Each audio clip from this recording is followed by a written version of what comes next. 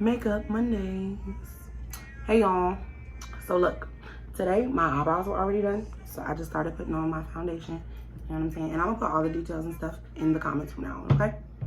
But welcome. I'm Susie, and let's get the fuck started. So, cultural appropriation to cultural appreciation, baby. Perfect example. The difference between Iggy Azalea and Billie Eilish. Iggy Azalea, Australian prima donna, came to the United States and decided, well, her label decided, the best way for her to make a profit off of her music was to adapt a sound that was unfamiliar to her, a black sound, a sound that she has still not gone and educated herself on, even though she now has a black baby. Now, with that being said, there's a way to do things. Eminem came into our culture at a very young age, and it's clear that he has not only an understanding, but an appreciation and glorification for who we are and what we've built. And it's part of the fact that, you know, I guess he's struggled in life. He's been through some things. And that makes you into a different type of person. That makes you a little more susceptible to learning. And again, I'm not expecting anybody to be out here teaching little white girls Black history. What I'm expecting is, if you find yourself as a little white girl interested in Black culture, you need to learn where what you're interested in came from, period. Or you don't have any understanding of it. Because these be the same girls that don't even like Black people. But y'all know trying to hear me. So, with that being said, Billie Eilish. Remember there was that mess a little while ago with her making some crude comments? And I'm pretty sure there have been incidents where there were both some negative comments and some negative LGBTQ comments. But the point is, after the incident, that girl went and educated herself, made not only public apologies, but private apologies. Became what you're supposed to be when you're wrong. You're supposed to apologize. You're supposed to learn, and you're supposed to do better. There's always room for recovery. Like this DaBaby situation, people think there isn't room for recovery. There is, but you need to be actually sympathetic. Ain't nobody gonna forgive you for hurting my feelings. I want you to be sorry for what you said, and that's on period. I just feel like that's obvious. Let's go to the queen, be her motherfucking self, Beyonce Giselle Knowles Carter, who is a very big advocate in our own culture for appreciation, because there are artists in our own culture that don't show any appreciation to what they do. You know what I'm saying? And its history and where it came from.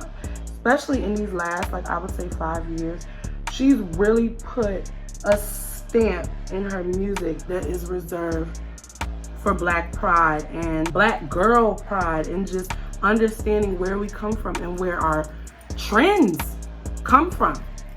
Why we do the things that we do, what makes us act the way that we act. And a lot of us, again, don't even know that. We just, it's not that deep. I like what I like. No, there's a reason. Even down to the chains these niggas wear on their necks, there's a reason. But I just think that she's a great advocate for Black women publicly in the last few years, using her platform. She's always been an advocate, but putting it in the music in a way that really a lot of people can only understand that way. So next up, migrating outside of our community. We tend to think because the 757 has been industrialized in a few ways, we forget that we live in Virginia. Virginia is one of the first slave states. It has always been very racist, and we have knit our Black community to be very close to where we just turned a blind eye to the history behind where we live, to the madness that took place and the hate that these people around us in this state had for us less than 30, 40 years ago. Well, shit, 50, 60 years ago now. You get the point. It wasn't that long ago. Some of their white friends' grandparents is 60 and 70 and 80 years old. Their parents is 40 and 50 years old. There's a lot of people living looking you in your face every day that fought for you not to go to the same school as their grandchildren. And we don't think about that. It's not serious to us. We have to get a better handle on our history. History is really how you move forward. It's not looking back, it's understanding where you came from and how you can fix things, because we're still in the same bread. And we're not taking the pros and cons from past movements to help ourselves do better now. And we could be. We should be. It's not difficult. There's not much to be done if we band together. It's something that we can all conquer, I believe, if we really banded together, but we're not doing that. So it's time to break away from the community. It's really time to start to take a stand in other places other than the 757, to let your voice be heard in other places than the 757. And you know how you don't talk about your family outside of the house. You can pick on your sister, but can't nobody else pick on your sister. When it's time, tell people where you're from and you rep your city, even though these people around us seemingly really ain't been shit to us. And I do say us. Sweat on y'all. Anyway, it is okay to be banded together and build a community, but in places like this, we oftentimes forget that there is so much out there in the world on these 7 continents, and there are literally people who never even meet the people they went to middle school or high school with ever again in their life, and y'all are so hell-bent on this loyalty that honestly is only existent because you were stuck here. You didn't have the option to travel as a child. You didn't move. You've been here. This is your stability, especially living in public housing. That very much makes it hard to move, because jumping from one government system to another in a different state is more than difficult. We are brainwashed to keep the Black families where they were supposed to be, in the ghettos. They were like training camps built for us, and now that's where we are. And I want to stress enough, we have got to stop claiming the government's land as our hood, as our home, as where we're going to live and die. Why? Why live and die there? There's an entire continent dedicated to the beauty and culture of who you are. And you don't want to go there? And nobody's asking you to move there, but explore. There's 7 continents, y'all, over 300 and something countries. That's not naming provinces and villages. It's all right to migrate. It's okay to leave this behind. Now, I'm going to get a little personal with you guys. I've done this several times and have came back for a man. I've let a man determine my worth for a long time. And so therefore, when the opportunity presented itself for me to leave, I came right on back and realized that I was in the same predicament. I'm unhappy. My views are ignored. I don't find anybody like-minded around me. It's a mess. And for some people, it works. You know, I have a friend, female, she loves this community. She will probably never leave it. And that's okay. She's done great for herself because this is her community. She's one of those popular kids. She's one of the ones that not only everybody knows, but everybody associates with, and has just one of those easygoing personalities that get along with everybody.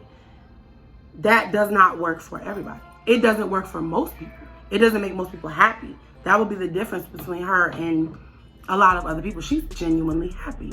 A lot of people aren't. They're settling. And I don't ever want somebody to settle because you feel like you gotta ride for the hood. Cause you're not. I'm trying to decide what color I want to do now. So next, questions for my Black men. Because what I don't want to start doing is getting up here and bashing y'all. But I want to give you an opportunity to speak for yourself. Don't comment on my little excerpt post if you ain't watched the whole video. Question number 1. Y'all's insecurity towards sex workers, even though y'all treat women who aren't and are sex workers the same. But then when you find out that a woman is a porn star, OnlyFans owner, a mommy girl, a chatterbait user, whatever, Snapchat, premiums, sex workers. And let's be clear, most of them are proud. Y'all love to associate sex work just like you do with all of these other hand-me-down, dumb-ass, opinionated beliefs with standing on somebody's corner, getting your few dollars, getting in the car, and getting dropped back off. That is not what sex work is. It's 2021. It's evolved just like anything else, just like them wigs on your head. People are getting paid $200 and $300 and $400 a session. I know women getting paid $500 and $600 a session, and that's for sex work. There are women who do not even use their vaginas. There are different kinks. There's a world out there that women and men both enjoy that makes them profit. And I mean the same amount of money that you make in 8 hours, they're making in 2 hours. And they're doing something that they like. So why knock people? Because I'm pretty sure that a lot of y'all are out there handing your purse away for free like it's gum. Just like it's okay for you to go to the club, get a little drunk, and decide that you going home with this nigga that you just met. It's okay for the same girl not to want to go home with him unless he got some money. Because you about to fuck him for free, and he gonna do what for you? Leave in the morning, because you probably won't look as cute then. He don't want no number. He's not gonna remember your name. The same niggas that y'all be giving out that coochie to, they be cheating on you, and your baby daddy that ain't been there, that can get it whenever he come around. Stop judging women who don't deal with those type of men, but choose to get their money and get a nut off. Men, it's completely possible for you to hold down something substantial with a sex worker. If you get to the point where things get serious, it's completely okay to tell her, this isn't something that I want my wife or my girlfriend to do. But if y'all are just dating or you're just talking and you don't have any intentions with this girl for real, mind your business. Because you're slinging your shit out for free, probably without a condom, much more than she is wrapped up making her money. If she's even fucking. I want y'all to do some more research and then come back to me with your answers. But tell me your personal reason for not dealing with sex workers, what you don't like about them. Because y'all love porn and they sex workers. And I'm sure it's just funny how y'all act. But anyway, next question. Gender roles as it pertains to straight people, and I'm talking to men specifically. Why are y'all so uptight about gender roles, honestly, and where does the root come from? Who was the first person to tell you that you can't play with certain dolls because they're feminine? Who was the first person to tell you to pick up a basketball instead of a ballet shoes? You know what I'm saying? Because it was feminine. They made you feel like you were wrong for wanting things that were considered feminine, and we have to do away with gender roles because this is for boys, this is for girls thing. It's ridiculous. It's ridiculous, and it also doesn't teach homosexuality. You cannot teach homosexuality. You cannot make somebody homosexual. What you can do is make your child suppress who they are until they're adult and no longer love themselves. You can pressure somebody into suicide because he's been trying to be straight all his life, but he can't seem to shake why he has these feelings inside, these emotions, these intimacies for his own sex, and now he hates himself, and he hates anyone that makes him feel like that.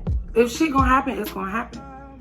Tomboy females walk around all the time insecure as hell because it's wrong for them to dress like a boy. She needs to put on a dress when she goes out. No, your daughter does not need to put on a dress. No, your son does not. Listen. I also want to make another statement for you guys. There are a lot of countries where men wear skirts. It's not sexualized nor genderized. If the shit look good, they wear it. It happens in a lot of European countries, Switzerland, and I'm not just talking about a kilt.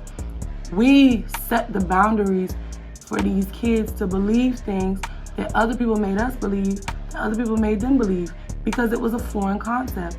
Ignorance is bliss. It's beautiful for you to just believe what your mama told you is right, even though she barely raised you. We just have to stop punishing children because of things that we believe that they aren't even ready for yet. They don't know what gay or straight is. They don't know what girly or boyish is until you teach them. They just know what makes them happy. I promise you. If your 5-year-old boy picks up a doll, it's because it made him happy. And you smacking the shit out of him is telling him that you're wrong. If you grow up and you happen to still like dolls or have feelings that you as a father would consider gay, that he's wrong. I'm gonna beat it out of you. That's what you're telling me. That is disgusting. It's disgusting. And it just shows that you clearly haven't coped. Honestly, a lot of y'all have not coped with y'all sexuality, which gets me to my next point. Who touched y'all? And I mean it. And I'm talking to black men only. Who touched y'all? Who kept touching y'all? And why is it that you didn't tell anybody? Why is it that you have not sought therapy? Men keep everything on the inside. That shit getting old. It's time to evolve. Y'all hate women so much because we're evolving and we're growing, while y'all stay stagnant and blame us like we're supposed to be in the house in a kilt. You should have told somebody. There's a high percentage of black men in the 80s and 90s that were raped and molested and nobody hears about it.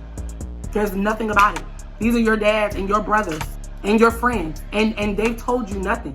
That's why they disrespect women. That's why they disrespect gay men. Because when you've been molested or raped as a man by another man, sex with another man is a gay act. Molestation or rape by a gay man makes him a predator. It didn't happen because he's gay. It happened because he was a predator. He just happened to be gay. And y'all hide all of this. You don't tell anybody. And now you grow up hating anyone associated with the trauma that happened to you. It's really time for black men to step up. Being a man is speaking on your trauma and dealing with it, so you're not walking around treating other people like shit. Being a man is not holding in your feelings. That sounds dumb. And then y'all form these jackass opinions. Honey, made up from your ass or your mama because you ain't got no daddy. Come on now. We gotta do better. We gotta do better, y'all. I just want y'all to be aware of that there's a very big fraction of men out here who have been hurt in a very serious way, just like women, just like these Me Too movements, and they're not talking about it. And it really is a leading factor in forming homophobia within straight black men, because honestly, a lot of you are not straight. That's another thing. Feeling these feelings inside of you of intimacy for the same sex or interest in the same sex, and you automatically associate all that shit with gay and wrong, because that's what you were taught. Just like racism is taught, colorism is taught, homophobia is taught. Next. Y'all, I got into it with this bitch about my last video. And it's somebody that I knew too, y'all. Ain't no names needed. So, the colorism conversation. I had made a point that if 3 people with the same stature stood in the room and the only thing left separating them is their skin color, the white woman will go first, the light skin woman will go second, the dark skin woman will go third. I stand by that. It was obvious that I meant if they were all standing with the same statures, that would be the last factor. So the white man, the owner would obviously pick. It's just common sense.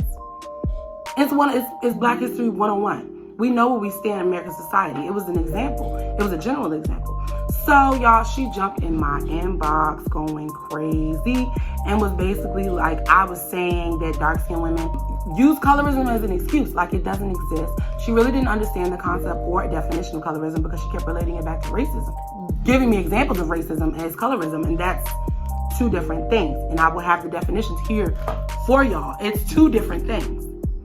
And I was speaking specifically on colorism, and she's a light-skinned girl. Her daughter is a dark-skinned girl, and she went on to say, you know, my daughter will always be great. I teach her how to be an amazing woman. I never said any of that, as you should. But as a light-skinned woman with a dark-skinned child, you need to be aware that she can run into colorism outside of you at school. She can run into colorism anywhere because it's a real thing. It's in media, it's in the school, it's in teaching, it's everywhere. The lighter complexion is always been seen as safer or sexier in music and media in white America. And ignoring that makes us ignorant. Ignoring that keeps us from being able to assess what's going on with our insecure dark daughters and how to fix it. And how to let both our light and dark daughters know y'all are both equally amazing. You're both equally beautiful. And nobody's opinion can change that. It will never change that. That was the point. And so, honey, but y'all know I like facts. So we got to talking about, she got on Michelle Obama somehow, and now her as a dark-skinned woman, you know, she created a great platform for herself, which is true. However, my point was she would have never had the original platform if it was not for her light-skinned husband, because her light-skinned husband won the presidency as a black man, because if a dark-skinned man had stood equally beside Obama with same or higher credentials, he still would not have become the president, because a full-blooded dark-skinned African man in the White House is not an option. It's absolutely not an option, and it's never going to be an option because it's threatening. It shows entirely too much power in the black race. Now, fortunately, there was a beautiful dark-skinned woman who took the platform as the first lady, because you cannot become the first lady without the husband. That was my point. She used everything else that she had to make it the best daggone first lady as she could. First ladyship. She's the best. The best. She did that. I didn't take that from her. But colorism is real. That was the point. And I'm sure Michelle Obama would agree. Y'all, I think I'm pretty done here. Oh, a little highlight, I guess. But yeah, I was just disgusted. Basically, at the end of the conversation, honey, I told her that if you can't even decipher between the definition of racism and colorism, then we can't have a conversation. I want you to educate yourself on the issue a little more, and then you can happily come back. But right now, you're just not there with me. You're not even acknowledging its existence. So how am I gonna have a conversation with you? Honey, all of a sudden, I was a black gorilla bitch who was using colorism as an example to be worthless, and I was always going to be worthless. And moral of the story, honey, I bid her good day. I bid her good day. Show me some things, honey. You know, what can I say? What can I say? I say I'm done. Sweating on. All right, y'all, my next video will definitely be a Q&A. If you have anything to say, any questions, comments, concerns, please feel free to ask. Do not comment on my stuff if you have not watched the full video.